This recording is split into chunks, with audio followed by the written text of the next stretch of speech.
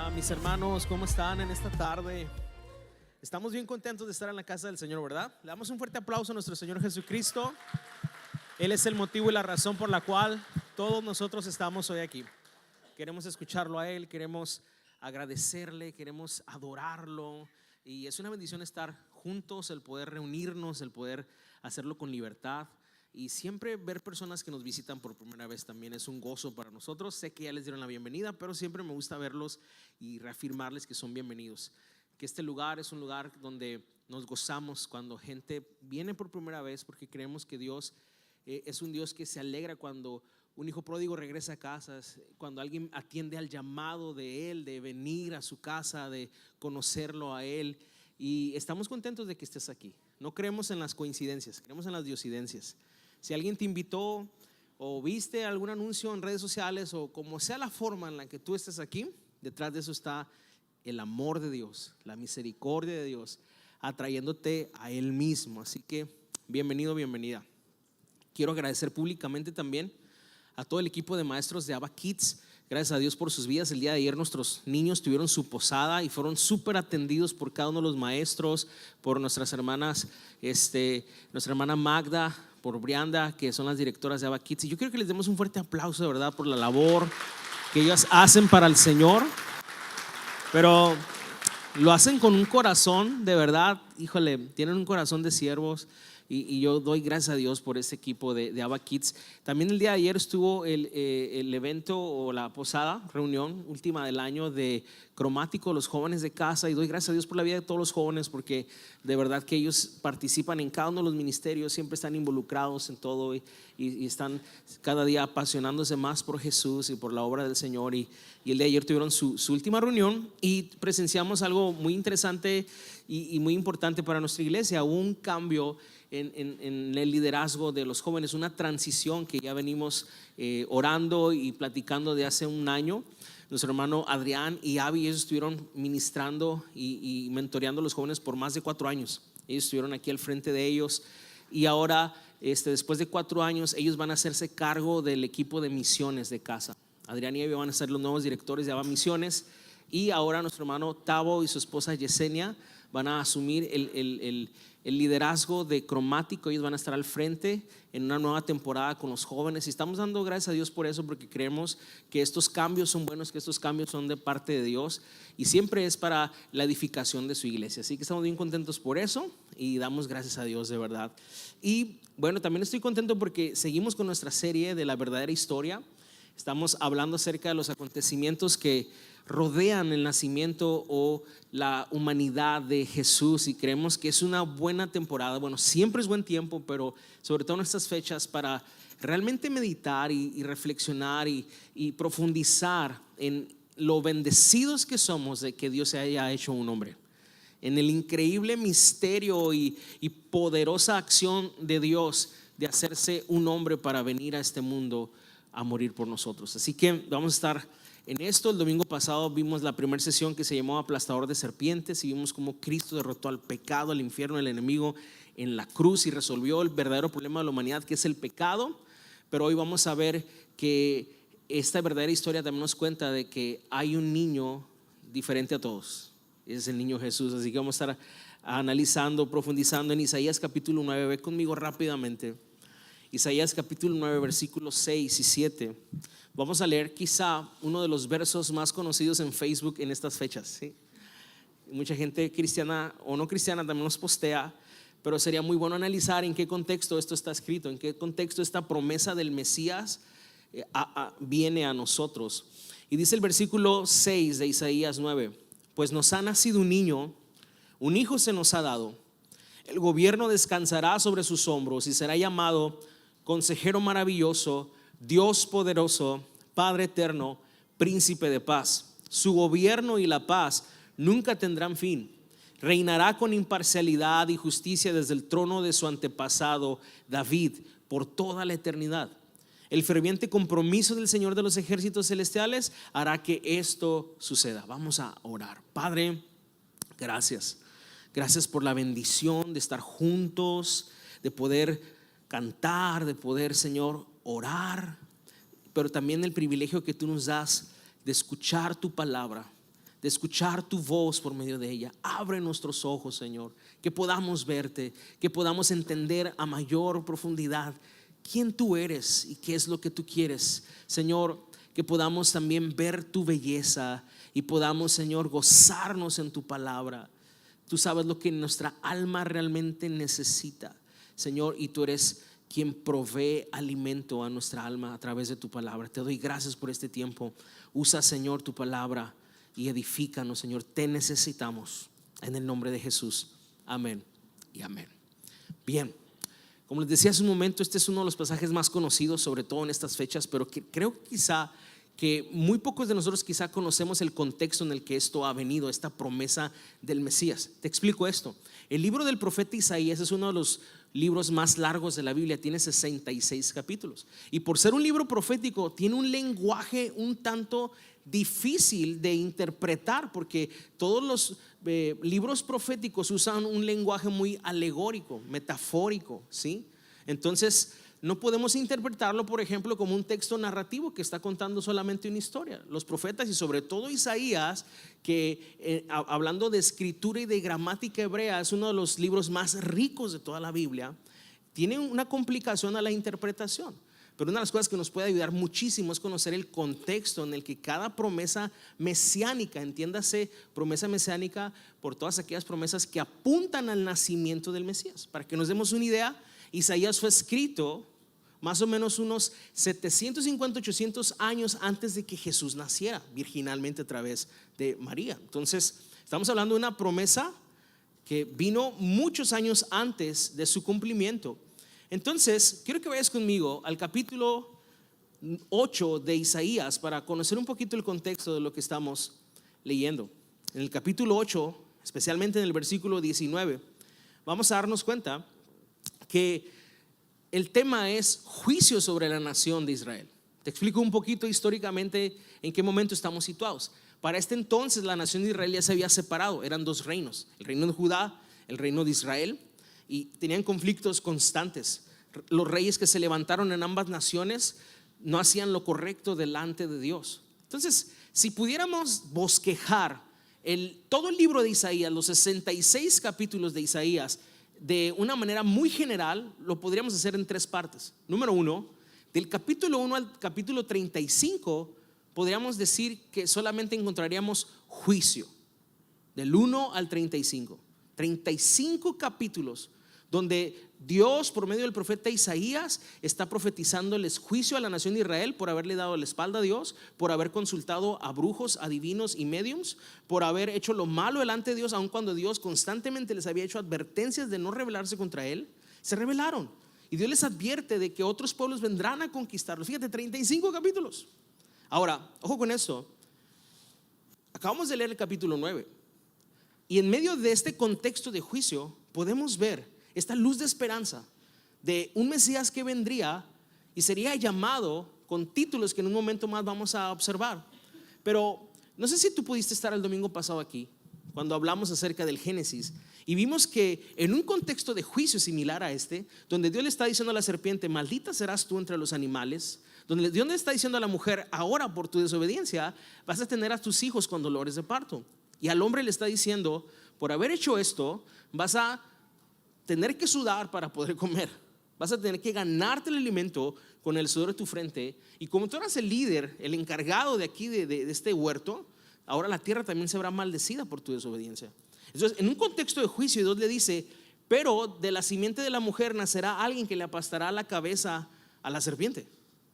De la simiente de la mujer nacerá alguien que derrotará a la serpiente aplastándole la cabeza. Entonces, en un contexto de juicio podemos ver también una luz de esperanza. Entonces vemos esto constantemente en la Biblia, como Dios trae juicio por el pecado porque es justo y santo, pero al mismo tiempo es un Dios de misericordia y de gracia. Lo mismo vemos en la cruz.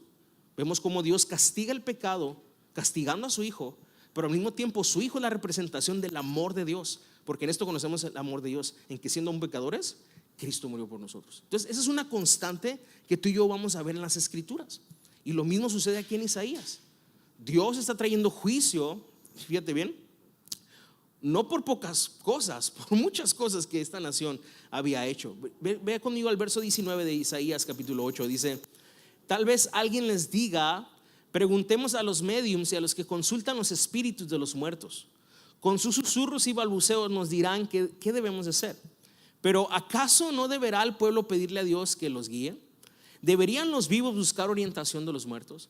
Estas preguntas retóricas de Isaías son preguntas que tienen respuestas obvias. La respuesta es que deberían consultar a Dios y no a los muertos, ¿sí? Pero es justamente lo que Isaías está diciendo, lo que el pueblo hizo. En lugar de consultar a Dios, consultaron a los adivinos, le dieron la espalda a Dios. Y tú y yo sabemos que la idolatría y todo este tipo de cosas de las tinieblas son abominación delante de Dios. Y este pueblo, sabiendo eso, aún así lo hizo. Ahora, una de las otras cosas que Isaías nos muestra en el capítulo 2, por ejemplo, solo por darte un ejemplo, es que el profeta dice: tengo contra ustedes esto, que me dejaron a mí fuente de agua viva y cavaron para ustedes cisternas para retener agua, pero esas cisternas están rotas. O sea, en lugar de buscar la voluntad de Dios y la presencia de Dios como un río que fluye, ustedes cavaron con sus propias manos y sus propios esfuerzos cisternas, o sea, hoyos para acumular agua, pero esas cisternas están rotas, entonces no retienen el agua. Por eso siempre tienen sed, por eso siempre tienen necesidad, porque nada puede sustituir a Dios mismo de nuestras vidas.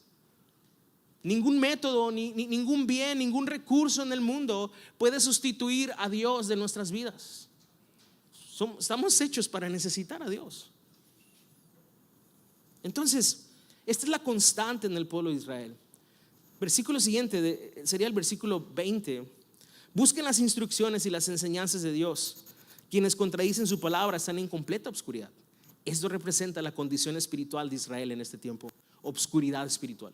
Estaban totalmente obscuras, estaban cegados por el pecado, totalmente en rebeldía contra Dios. Versículo 21.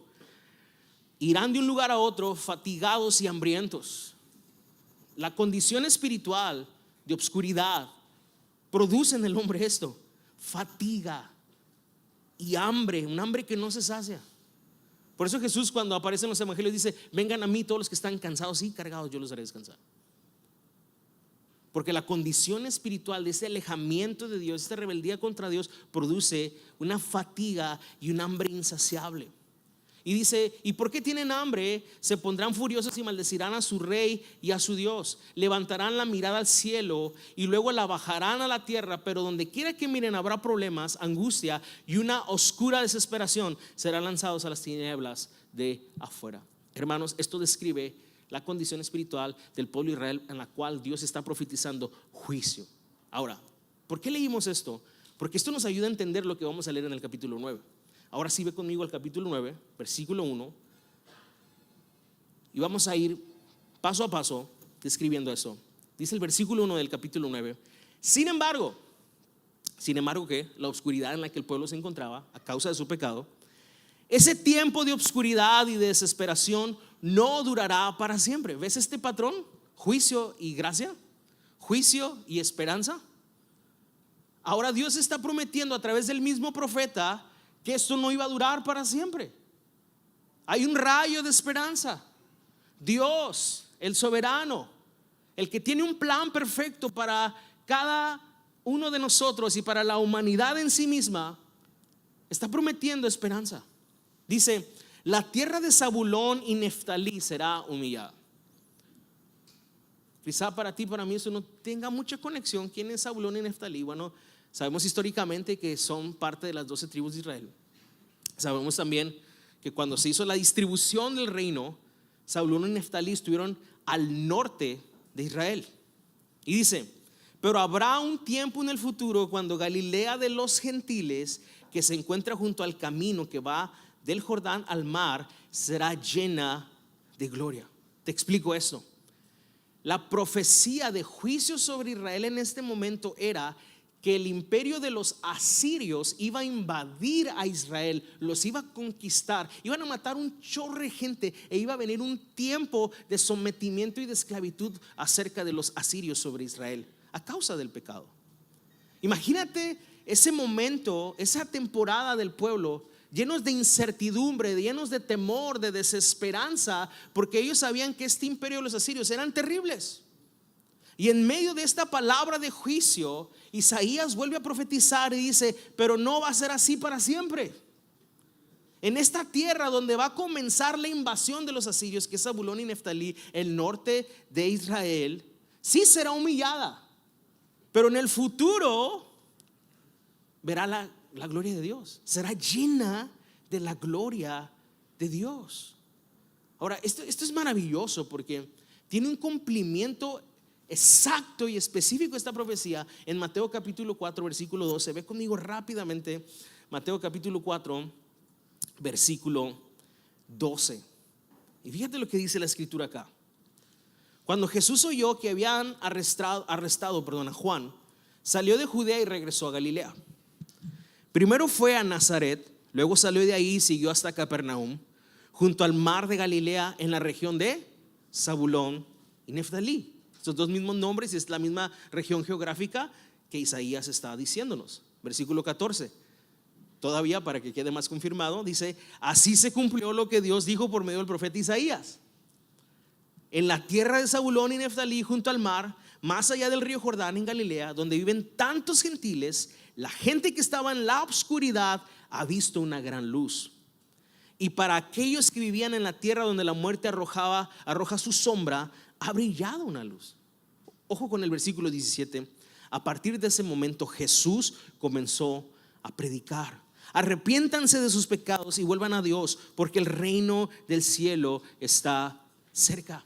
Ahí donde comenzó la invasión, ahí donde comenzó esta humillación, geográficamente hablando, ahí donde comenzó este juicio por el pecado, es el mismo lugar donde Dios elegiría en su soberana voluntad que comenzara la predicación del evangelio, del ministerio público de Jesús. Dios nos sigue mostrando su misericordia, su gracia, y que Él no se olvida de nadie de nosotros. Ciertamente hay veces que Dios nos corrige y tiene que corregirnos porque nos ama y porque Él no da por inocente al pecador. Pero al mismo tiempo Él nos ama tanto que ha dado a su único hijo para que todo aquel que en Él cree no se pierda y más tenga vida eterna. Cuando Dios corrige, lo hace porque nos ama. Cuando Dios señala nuestro pecado, lo hace para que nos arrepintamos y vengamos a Él. En esta misma noche puede estar ocurriendo esto. Al estar escuchando este mensaje, el Espíritu de Dios puede estar trayéndote a una convicción de pecado, pero Dios no lo hace para enjuiciarte. Dios quiere decirte la verdad. Él es verdad en sí mismo. Él no miente. Él no viene y nos da una palmadita en la espalda, échale gana. No, Él viene y nos dice la verdad. Necesitas de mí, me necesitas a mí. Tu más grande pecado no es la situación actual que tú tienes. Tu más grande problema es que estás alejado de mí a causa de tus pecados. Pero la buena noticia del evangelio es que Él pagó por esos pecados en la cruz del Calvario. Esa es la buena noticia del evangelio. Me encanta pensar en mi Señor, en mi Padre de esta manera. Él es lleno de gracia y de misericordia. Esta tierra que vio obscuridad y que estaba en una densa obscuridad a causa del pecado, ha visto una gran luz. Y ese es el testimonio de todos nosotros. Hemos pasado de las tinieblas a la luz admirable de Cristo Jesús. ¿Cuántos dicen amén? Gloria a Dios por eso. Entonces, regresando a Isaías, dale un aplauso al Señor. Él es bueno. Entonces, regresando a Isaías, vamos al versículo 3. El profeta sigue profetizando en esta dirección de este lugar geográfico donde no será para siempre la oscuridad, un lugar donde Dios tendría misericordia. Ya vimos el cumplimiento de eso. Pero el versículo 3 dice: harás que crezca la nación de Israel y sus habitantes se alegrarán ante ti, como la gente se goza en la cosecha y como los guerreros cuando se dividen el botín. Isaías empieza ahora a profetizar gozo, alegría. Después de profetizar juicio, ahora profetiza un nuevo tiempo para Israel y dice: habrá gozo cuando este Mesías venga. Cuando esto que Dios está planeando suceda, habrá gozo. Así como nosotros, dice, como la gente se goza en la cosecha. Fueron cosas muy familiares para Israel. Ellos eran sembradores, la mayoría de ellos, o agricultores. Ellos sabían que cuando recogían la cosecha era tiempo de alegría, tiempo de gozo. Pero al mismo tiempo también dice: y como los guerreros cuando se dividen el botín. Me gusta pensar en esta imagen como un equipo que acaba de pasar a la final del fútbol en el camerino festejando. ¿Se has visto esas imágenes de la gente gritando, bailando, celebrando, haciendo locuras por el gozo que les produjo su victoria? Así como la América ahorita ganó. Digo, no soy americanista, pero han de estar locos ahí en el vestidor. Pues dice aquí que cuando este Mesías venga, habría esa clase de gozo, de alegría, de celebración. Versículo 4: la razón de este gozo es porque tú quebrantarás el yugo de su esclavitud y levantarás la pesada carga de sus hombros. Romperás. Fíjate los verbos aquí: quebrantarás, levantarás, romperás. Quitará el Señor esa opresión de los hombros de las personas, de los hombres. Ciertamente los judíos en su momento llegaron a pensar que esta promesa se dirigía hacia quitar esa opresión de los asirios o a quitar esa opresión de los romanos. Pero nosotros sabemos que lo que Cristo vino a hacer fue a quitarnos esa carga y esa condenación tan pesada que el pecado produjo en nosotros, porque la paga del pecado es la muerte. Y Él ha venido a libertarnos del pecado, a darnos una nueva vida y a hacernos personas que viven ahora en el gozo de su salvación. Ese es el efecto de la llegada de este niño. Dice el versículo siguiente, perdón, hay una última frase en el versículo 4, dice: tal como lo hiciste cuando destruiste el ejército de Madián. Ahora, si tú conoces un poquito la historia de Gedeón, sabrás que Gedeón tuvo que enfrentarse a un gran ejército llamado madianitas o los madianitas. Y lo curioso de esta historia es que los madianitas eran numéricamente muy superiores al ejército de Gedeón.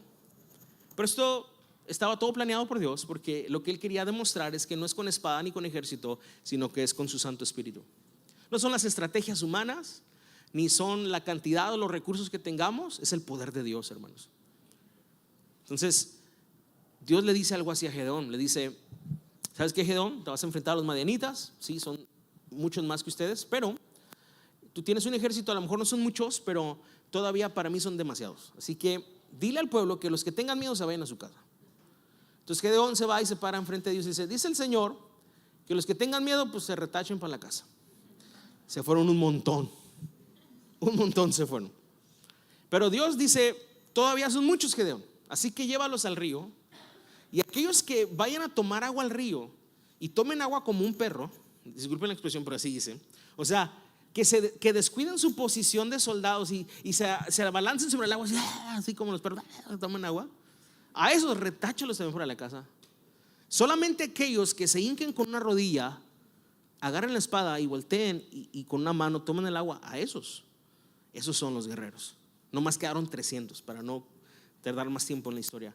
300 hombres contra miles de personas iban a enfrentar. No tiene lógica, es totalmente irracional para nosotros, pero claro que cuadra en el plan de Dios perfectamente, porque toda la gloria es para el Señor. No vaya a ser que Gedeón diga: pues es que nosotros éramos más hábiles y más o menos ahí ellos eran 15,000, nosotros 14,500, pero como tenemos un equipo elite pues les ganamos. No, quiero que sea evidente que soy yo el que estoy obrando, ¿no? Entonces Dios le dice a Gedeón: lo que van a hacer, ustedes ni van a pelear, hermano. El pueblo enemigo en la noche estaban dormidos como en una especie de un valle hacia abajo. Ustedes van a ir a las montañas, se van a poner alrededor de las montañas, los 300. Se van a llevar una vela, o sea, una lamparita, en ese caso eran de aceite, ¿sí? Y se van a llevar un tazón como de barro. Algunos de ustedes van a llevar trompetas. Y a la cuenta de 3, yo estoy parafraseando muchísimo, al mismo tiempo todos van a romper la vasija de barro y se va a ver la vela que está dentro. Van a romper la vasija de barro al mismo tiempo y después de eso van a tocar las trompetas. Entonces Gedeón obedeció a Dios, puso en orden su ejército, y aunque estaban superados numéricamente por muchos, al mismo tiempo quebraron las vasijas. Se oyó como un estruendo, porque era, ya no estamos metiendo un tema así como de acústica y todo eso, pero se oyó fuerte el estruendo. Y cuando el enemigo se levanta y ve que están rodeados y escuchan ese sonido tan fuerte y lo escuchan las trompetas y lo escuchan y luego ven la lumbre de las velas de cada uno y se sienten rodeados, se desesperan, se confunden, piensan que ya están abajo el enemigo y se empiezan a matar entre ellos. A sus propios amigos se empiezan a matar y sorprendentemente no queda ningún solo soldado de pie, todos se matan entre ellos. Y lo único que hace Gedeón y el pueblo, una vez que ya se mataron todos, es que bajan y se llevan el botín. Con permiso, Señor, se llevan las cosas. Y así venció Dios a los madianitas. Hermanos, tú y yo no hicimos nada para ser salvos. Lo único que pusimos fueron nuestros pecados. La salvación es del Señor. Dios nos ha salvado.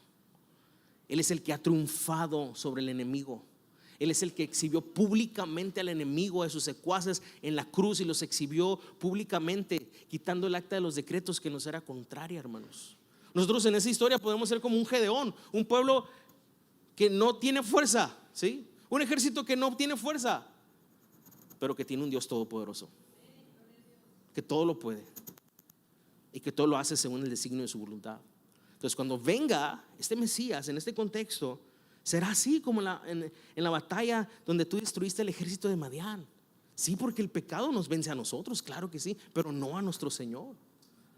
Sí, nosotros ya estábamos condenados a muerte, una muerte eterna, pero el Señor llegó y nos libró, nos quitó del mercado del pecado y nos hizo posesión suya con su Espíritu Santo, hermanos. Gloria a Dios por eso. Entonces ahora sí podemos comprender mejor el versículo 6 que leímos al principio. En medio de todo este contexto de juicio y en medio de toda esta promesa del Mesías, en el verso 6 dice: pues nos ha nacido un niño. Y yo quiero hacer una pausa ahí. Pues nos ha nacido un niño. ¿A quién le ha nacido el niño? A nosotros. Este niño era lo que nosotros necesitábamos. Quizá, uniéndonos al pensamiento de los judíos de este tiempo, quizá hubiéramos dicho: pues necesitamos un rey que venga y quite aquí a los asirios. Necesitamos a alguien que venga y quite a los romanos o a los babilónicos. Necesitamos a alguien que traiga mucho dinero y nos haga libres de todo este perjurio que hemos tenido durante tantos años, de esta opresión que hemos tenido. Pero no, en el plan soberano de Dios y en la sabiduría de Dios, Dios envía un niño. Oh, pero este niño es como ningún otro, hermanos. No te confundas, no es cualquier niño. Es un niño como ningún otro ha existido. Pero a nosotros nos ha nacido ese niño. Nos ha sido un regalo de gracia ese niño. Vino en las condiciones más deplorables y humildes posibles. Este niño recibió opresión y rechazo desde el día cero. Todavía estaba en el vientre de María cuando los mesones dijeron: no hay espacio para ti. Acababa de nacer cuando Herodes mandó matar a los recién nacidos y tuvieron que huir a Egipto para que no lo mataran. Desde el día cero Jesús ha sido rechazado, pero todo formaba parte del plan de Dios. No pienses: pobrecito niño. Todo estaba planeado, así tenía que ser, para que se demostrase que el hombre rechaza a Dios y que por lo tanto la salvación es una obra completa de Dios, atrayendo al hombre pecador hacia sí mismo con cuerdas de amor y de misericordia. Si tú y yo estamos hoy aquí, hermanos, es por la pura gracia de Dios. No hay más. No somos mejores que otros, no somos más inteligentes que otros. Es la pura gracia del Señor que nos ha traído a sus pies. Y hay tanto misterio en que Dios se haya hecho un hombre. Son inescrutables estas cosas. Nosotros estamos aquí pretendiendo que lo entendemos y yo estoy aquí quizá explicándote algunas cosas, hermano, pero no pretendo decir que lo entiendo a su totalidad. Creo que el conocimiento de Dios y este misterio, el misterio de la piedad, es tan profundo, hermanos, que nunca hasta que lleguemos a la presencia de Dios lo vamos a comprender al 100%. Pero creo que Dios, por medio de su palabra, nos hace entender lo posible para que nos maravillemos con este conocimiento. Y que a la luz de esta revelación podamos gozarnos y vivir para el Señor con gozo. Así que, ¿a quién le ha nacido este niño? Vuelvo a repetir: nos ha nacido a nosotros. Este niño era justamente lo que necesitábamos. Dios hecho un hombre, Dios mostrando su humildad, Dios mostrando su amor para nosotros, Ahora, dice también nacido. Eso quiere decir que la humanidad de este niño, la humanidad de este Mesías, tuvo un comienzo. Según Gálatas capítulo 4, verso 4, dice que llegado el cumplimiento del tiempo, Dios envió a su hijo, nacido de mujer, nacido bajo la ley. Te explico por qué esto. Porque Jesús, hermanos, antes de tener un cuerpo físico, antes de hacerse un niño, Él era espíritu, preexistente, eterno. Pero en un momento determinado por el plan de Dios, este Mesías tomó un cuerpo, tuvo un comienzo su humanidad. Ahora, hermanos, Dios pudo haber enviado a un hombre como Adán, un hombre de carne y hueso, pero como Adán, un hombre adulto. ¿Por qué un niño? ¿Puedes pensar en algo más frágil, más dependiente, más débil que un bebé? Digo, los bebés son hermosos, pero los bebés nomás comen, hacen el baño y duermen, ¿no? Y puedes pensar que el creador del universo, el que hizo todas las cosas con el poder de su palabra y que sostiene todas las cosas con su poder, se limitó a convertirse en un bebé que necesitó la intervención de María y José para cambiar sus pañales, para amamantarlo, para ayudarlos a dar sus primeros pasitos,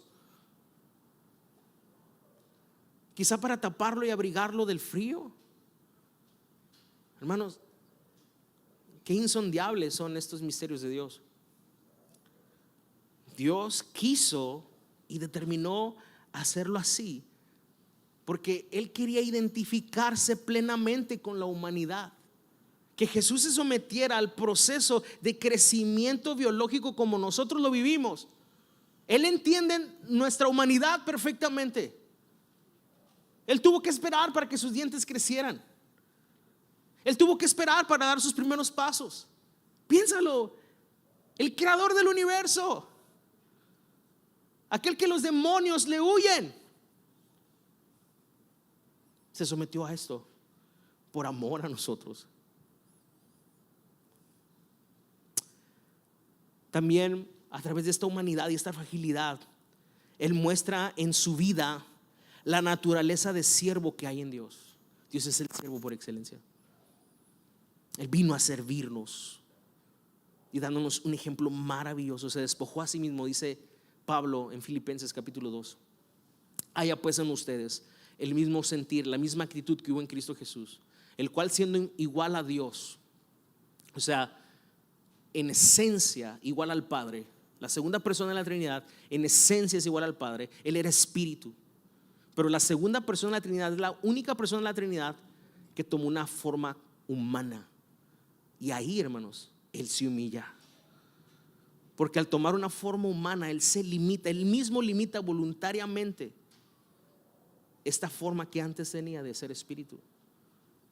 Ahora, no bastó ahí, se hizo un hombre, y estando en la condición de hombre, se hizo un siervo de lo más bajo, ese siervo que lava pies, ese siervo que es tan obediente para dar su propia vida y no vivir para sí mismo, sino para dar su vida por los demás.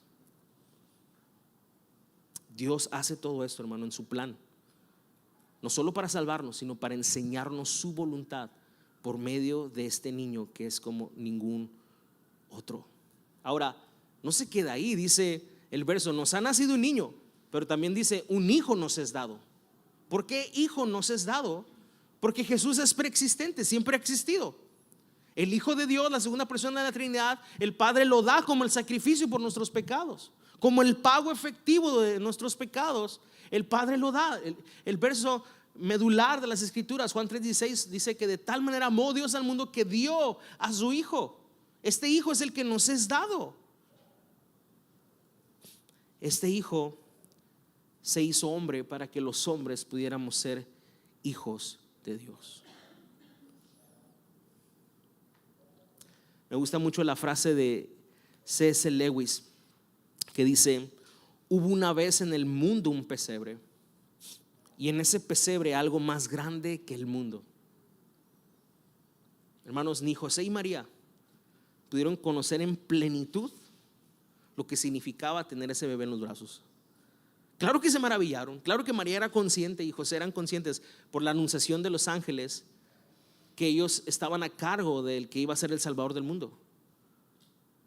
Pero no hay conocimiento humano, ni intelectual, ni racional, que nos lleve a poder comprender en profundidad total lo que eso significó. Creo que, como dije hace un momento, hasta que lleguemos a la presencia de Dios, vamos a poder comprender en su totalidad esto. Pero sí podemos maravillarnos ante esto, ante el amor de Dios, ante la sabiduría de Dios, ante el plan de Dios que no se equivoca, que es perfecto. Ahora, después de esto,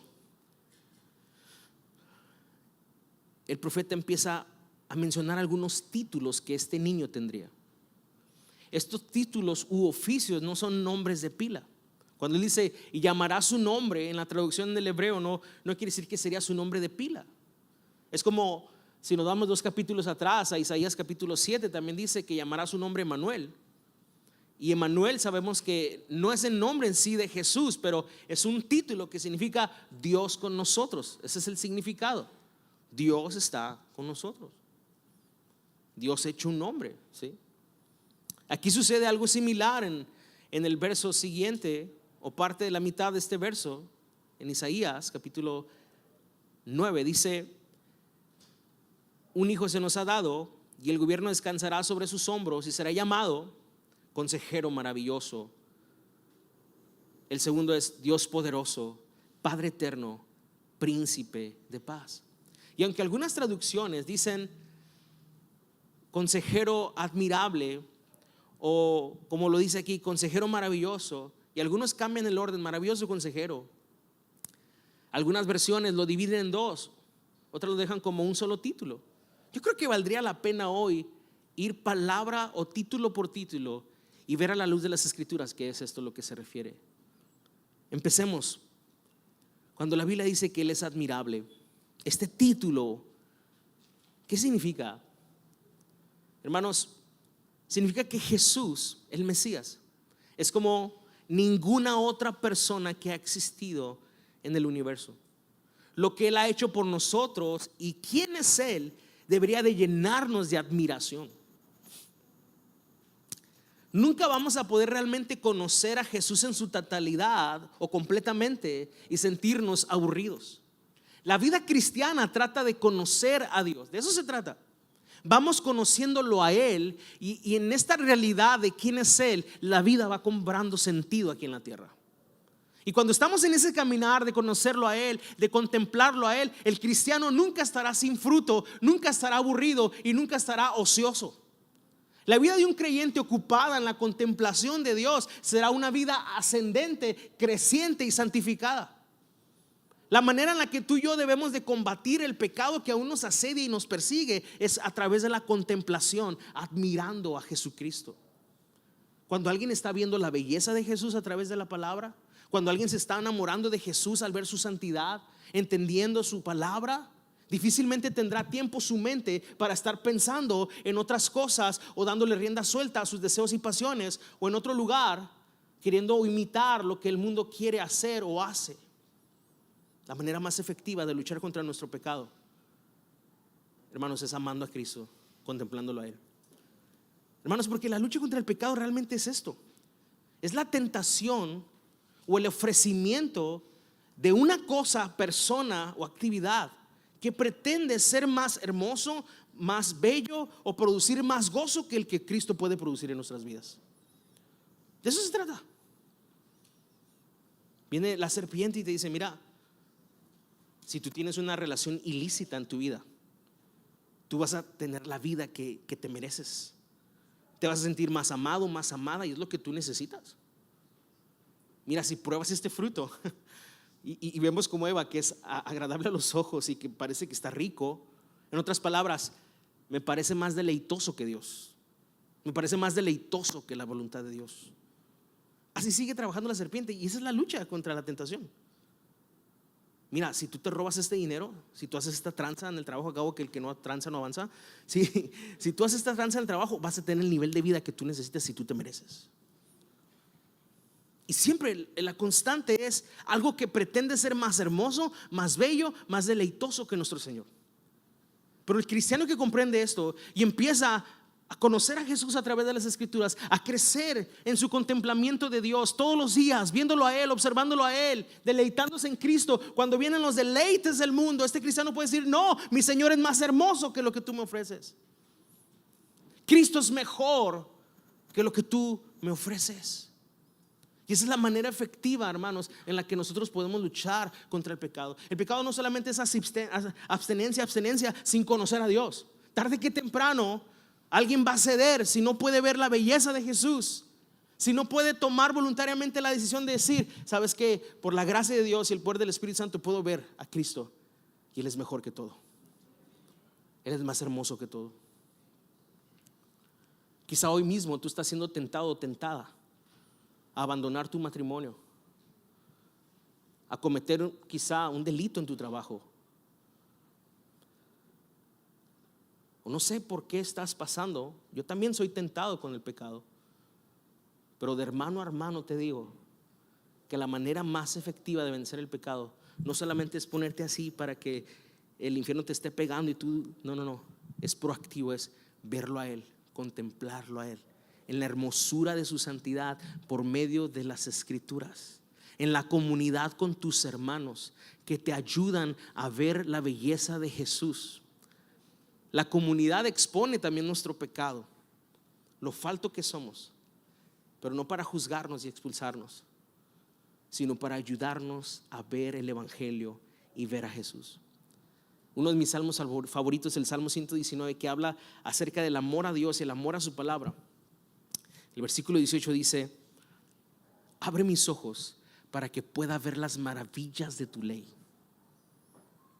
Me gocé porque en la segunda reunión de la mañana, cuando estaba el equipo de oración aquí, en la tercera, estaba el equipo de oración, me tocó estar aquí, y pasó un matrimonio joven que tiene poco tiempo en la iglesia. Y ellos dijeron, yo les dije: ¿tienen alguna petición de oración? Y ellos así muy compungidos en su corazón dijeron: queremos eso que usted dijo. Queremos contemplar a Jesús, queremos enamorarnos más de Jesús y queremos que Dios abra nuestros ojos para ver su belleza. Yo lo que les dije es: el simple hecho de que lo estén pidiendo es la obra de Dios en ustedes. Porque el hombre natural, el hombre no espiritual, pide para sus propios deseos y pasiones. Pero el que empieza a entender, a amar, a creer realmente en el Señor, aquel que el Espíritu Santo ha obrado en su vida, empieza a pedir conforme a la voluntad del Señor.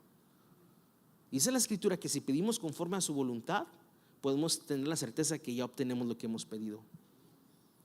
Dios siempre bendice sus propios proyectos. Tú y yo somos el proyecto de Dios, somos hechura suya en Cristo Jesús para buenas obras. Entonces yo me gozo cuando veo personas que están entendiendo de qué se trata la vida cristiana. Porque si algo queremos como iglesia es que toda la congregación sea presentada delante de Dios como hombres y mujeres que están siendo perfeccionados por Cristo. Nuestro trabajo como pastores, como líderes, es eso: poder presentar un rebaño que está siendo perfeccionado y madurando en Cristo Jesús. Y cuando alguien empieza a pedir y a orar conforme a la voluntad de Dios, es señal de que eso está ocurriendo en los corazones. Mira, el contemplar a Jesús, muchas veces caemos en esta trampa. Creo que ha sido muy efectiva. El enemigo nos miente y nos dice que obedecer a Dios y caminar con Dios es algo muy aburrido, es algo cero gozo, cero disfrutable. Pero eso es una gran mentira. Tú fuiste hecho para la gloria de Dios. Tú fuiste hecho para vivir contemplando a Dios. Y cuando tú y yo empezamos a caminar en el diseño que Dios estableció para nosotros, encontramos verdadero gozo y satisfacción. No creas la mentira de que seguir a Dios y caminar con Él es cero gozo para ti. Tú fuiste hecho para eso, para conocer a Dios y darlo a conocer. Y en medio de eso, gozarte en su plenitud. Entonces, recapitulando esta parte de que Cristo es admirable, este Mesías es admirable. Hermanos, lo que contemplas te transforma. Si tú contemplas a Cristo y lo estás viendo todos los días en su palabra, meditando en Él, en su palabra, juntándote con hermanos que te ayudan a eso también, hermano, tu vida no dejará de ser transformada. Mira, te explico esto. La Biblia nos enseña que en el momento que nosotros oímos el evangelio de la salvación y creímos en el evangelio, hemos sido salvados, sellados con el Espíritu Santo de la promesa. Efesios 1:13. Eso quiere decir también que tu nombre ha sido escrito en el libro de la vida. ¿Cuántos pueden creer eso por fe? No es por obras, lo hemos visto mucho, es por medio de la fe. Ahora, hay una situación aquí que debemos de contemplar. Bíblicamente y decretado por el Señor, una persona que cree en Cristo como su Salvador ya ha recibido vida nueva y vida eterna. Aquí hay una situación. Tu mente y tus afectos todavía están como en el mundo. ¿A qué me refiero? Que ya estamos en Cristo, hemos sido perdonados, estamos en la iglesia, pero aún seguimos pensando como el mundo piensa, deseando como el mundo desea, soñando como el mundo sueña, preocupándonos por las mismas cosas que el mundo se preocupa. Nos mordemos las uñas por las mismas cosas que el mundo se muerde las uñas. La aceptación de las personas, el si voy a tener dinero para mañana, si voy a tener dinero para los regalos de Navidad, y si no los tengo, qué infeliz soy porque mi amiga ya está subiendo su arbolote que compró en la Walmart y yo tengo uno así.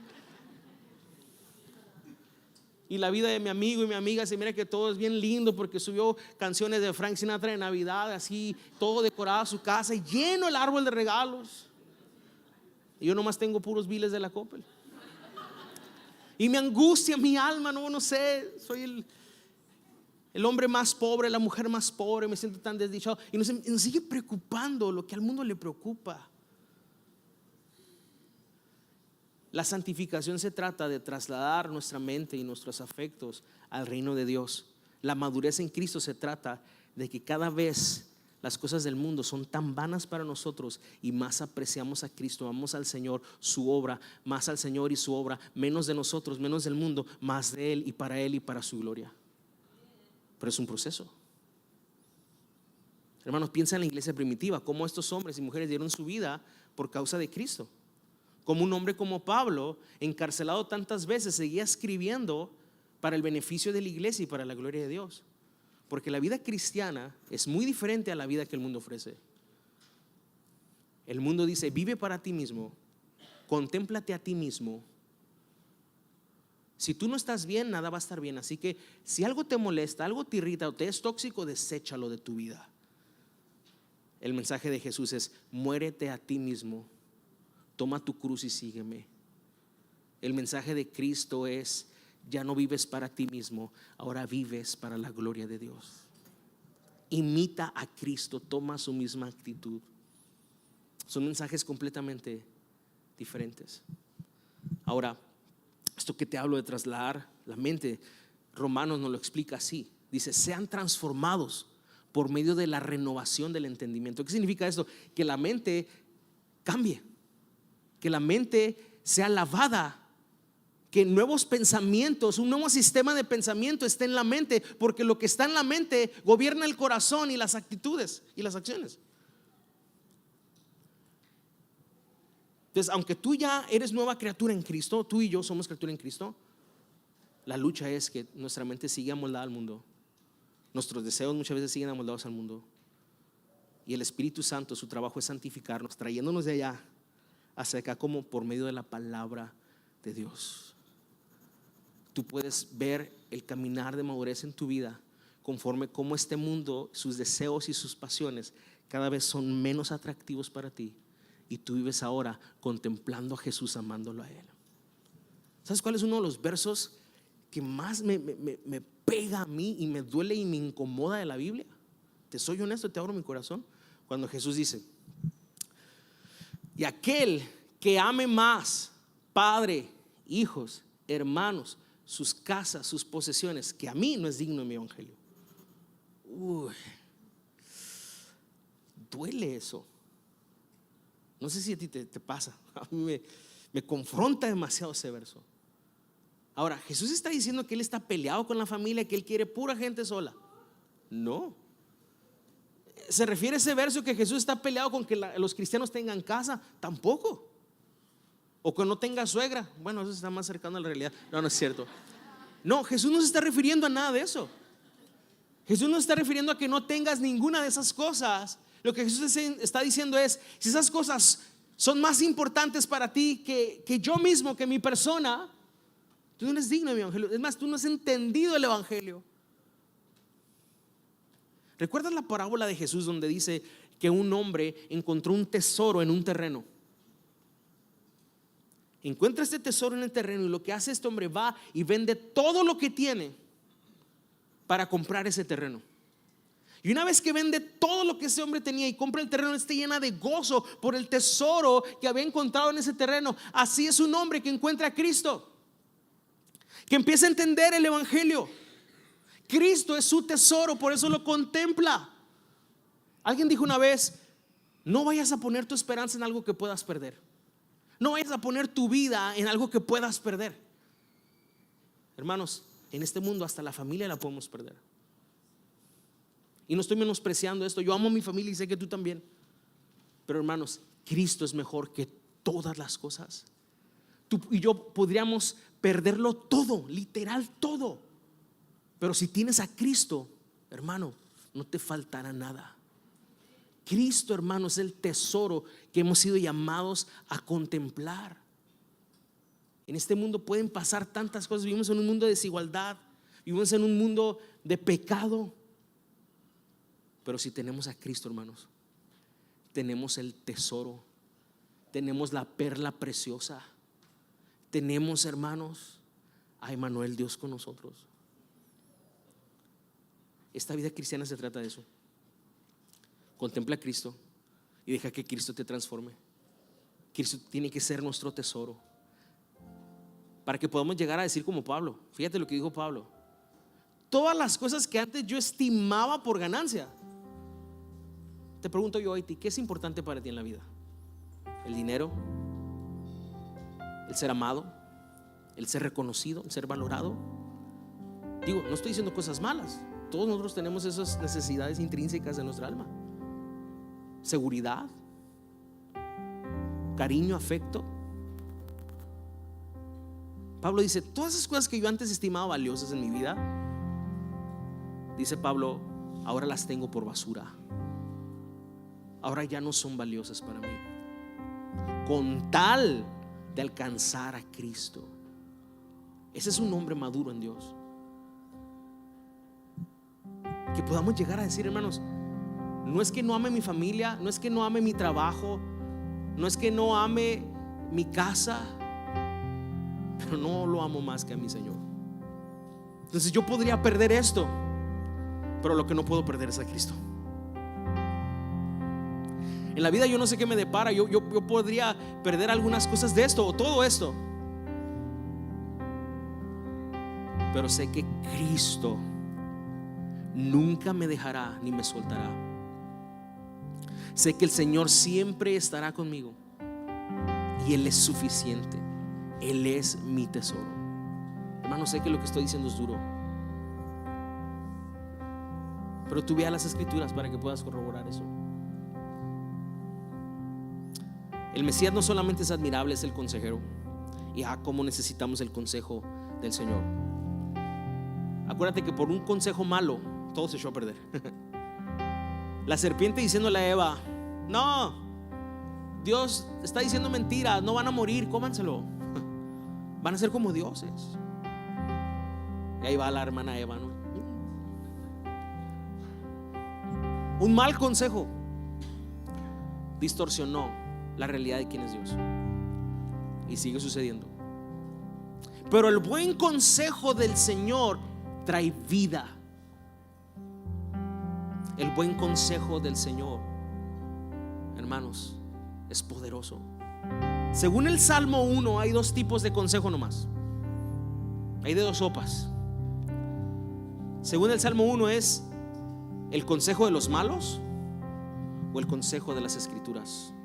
El Salmo 1 dice: bienaventurado el hombre que no anduvo en consejo de malos, ni en silla de escarnecedores se ha sentado.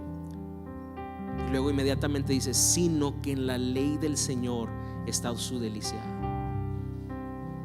¿En qué consejo andamos tú y yo? Te voy a decir una cosa: el testimonio de nuestra vida evidencia qué consejo estamos siguiendo. O el consejo del mundo o el consejo del Señor. El cómo tú y yo vivimos en este mundo va a mostrar qué consejo estamos siguiendo, qué influencia tiene mi vida. Porque el que sigue el consejo del Señor, hay una palabra en Juan 10 que dice: mis ovejas oyen mi voz y me siguen. Una verdadera oveja del Señor no solo tiene la capacidad de oír, sino tiene el deseo de seguir a su Señor. Entonces, cuando en mi vida no se evidencia esta vida de seguir al Señor, el deseo de seguirle a Él, de hacer su voluntad, entonces yo estoy en el otro tipo de consejo. El consejo del mundo, que es todo: ámate a ti, vive para ti y renuncia a todo aquello que impide que se logre eso. ¿Qué consejo estamos siguiendo? Necesitamos el consejo del Señor, hermanos. Es el que produce vida. También este Mesías no solamente sería consejero, sería Dios fuerte.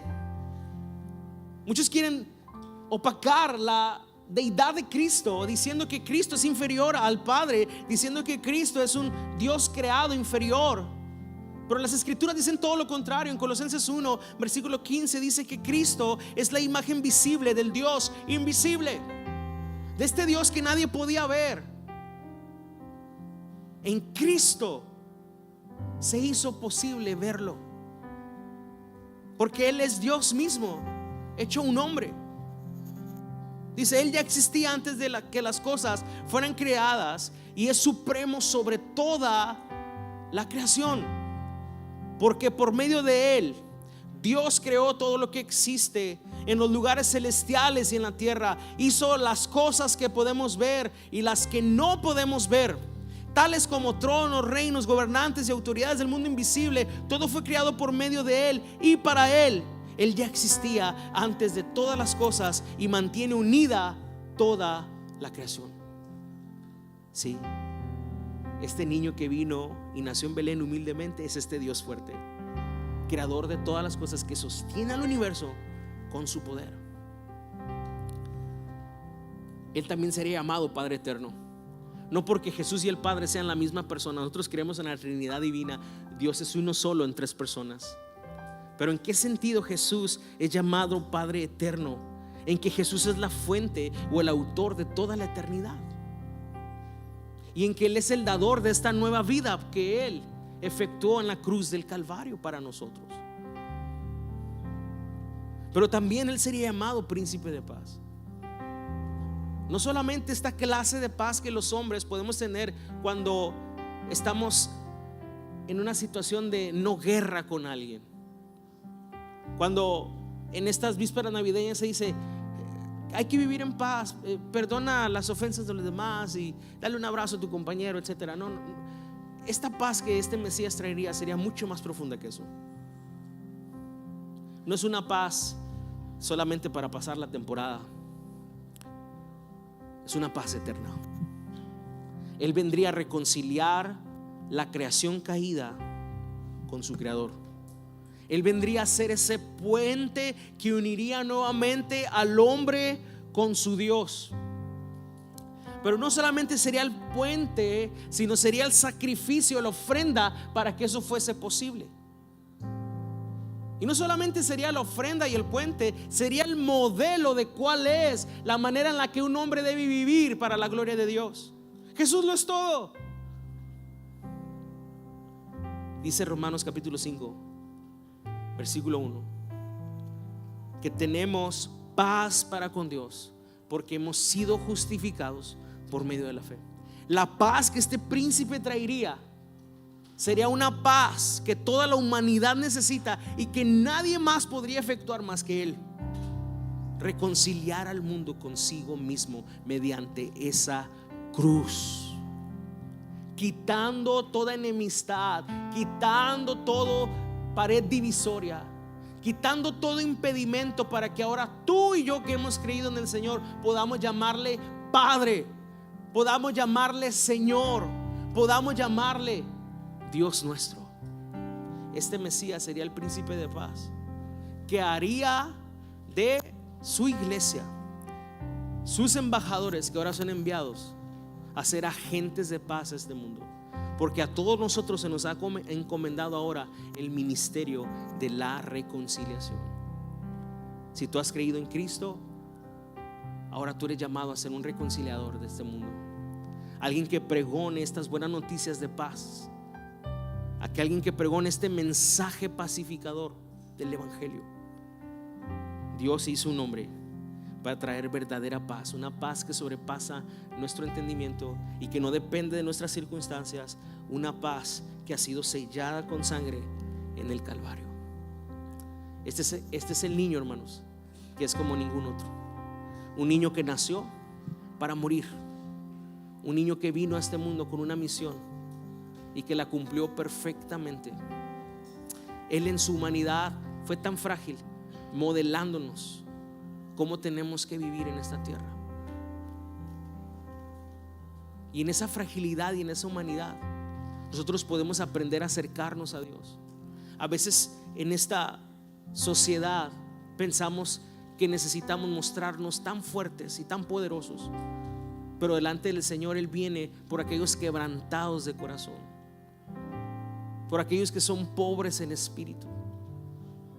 Aún como iglesia podemos tener la idea equivocada y errónea de no mostrarnos vulnerables con nadie, de no pedir ayuda, de no reconocer nuestra necesidad de Dios.